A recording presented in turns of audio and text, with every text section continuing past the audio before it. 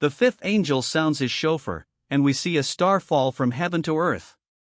This star, identified as Satan, is given the key to the shaft of the abyss. When the shaft is opened, smoke billows out, darkening the sun and the sky. Out of this smoke come locusts. But these are not ordinary locusts, they are given power like scorpions to inflict pain. Crucially, they are instructed not to harm any grass, green plant, or tree. Their target is specific, only the people who do not have the seal of God on their foreheads.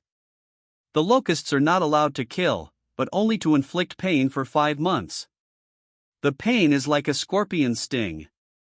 The number 5 is associated with incompleteness and the need for grace, showing that the suffering is terrible but limited.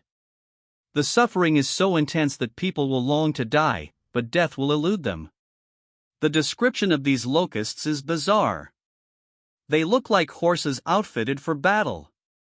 They have heads like lions, human faces, and hair like women's hair. Their tails are like scorpions, with stings. They have a king over them, the angel of the abyss, whose name is Abaddon in Hebrew, meaning destroyer. This destroyer is Satan.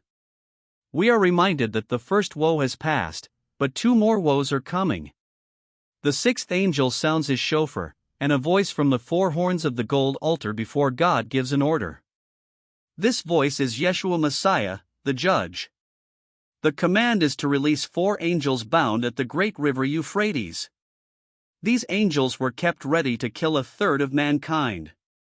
The army they command is immense, 200 million cavalry soldiers. The horses are unnatural, with heads like lions, and from their mouths issue fire, smoke, and sulfur. It is these 3 plagues, fire, smoke, and sulfur, that kill 1/3 of mankind. Even after 1/3 of mankind is killed by these horrific plagues, the survivors do not repent. They continue to worship demons and idols.